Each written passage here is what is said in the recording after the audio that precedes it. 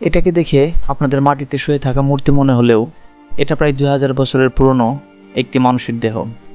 79 খ্রিস্টাব্দে রোমান শহরের আগ্নেয়গিরি মাউন্ট ভেসুভিয়াসের আগ্নেয় উৎপাতের কারণে 1000-এরও বেশি লোক ছাইয়ের নিচে চাপা পড়ে।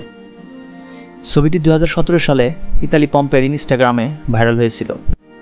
এখন আমরা স্ক্রিনে লক্ষ্য করি, আমরা সবাই তো কম বেশি সামাজিক যোগাযোগ মাধ্যমে রাজা বাদশাহ ও সৈনিকদের যুদ্ধের ব্যবহৃত পোশাক দেখেছি, কিন্তু স্বর্ণের পাতযুক্ত পোশাক কয়জনেই বা দেখেছি? এটা হচ্ছে স্বর্ণের পাতযুক্ত পোশাক, জাপানের সামুরাই যোদ্ধাদের উচ্চ পদস্থ কর্মকর্তাদের পোশাক। একটা বার ভাবুন তো, আপনার বসার চেয়ার যদি স্বর্ণ বা রূপার হতো তাহলে ব্যাপারটা কেমন হতো? হ্যাঁ, ইতিহাসের এমন অনেক ব্যক্তি আছে যারা নিজস্ব এবং নিজ প্রয়োজনে স্বর্ণের ব্যবহার করত। এখন যে সিংহাসনটি দেখছেন পুরোটা কাঠের কাঠামো হলেও পুরোটার রূপাই দিয়ে আবৃত। এটি রানী ক্রিস্টিয়াল সুইডিশের সিংহাসন, যা রাজ্যের মধ্যে অবস্থিত। এই চেয়ারটি দেখে কি ভাবছেন? এটি কাঠের তৈরি বা রং করা কোনো সাধারণ চেয়ার? যদি ভেবে থাকেন তাহলে ভুল ভাবছেন। এটি হলো মিশরের ফেরাও তুতানখামুনের ব্যবহৃত স্বর্ণের তৈরি সিংহাসন।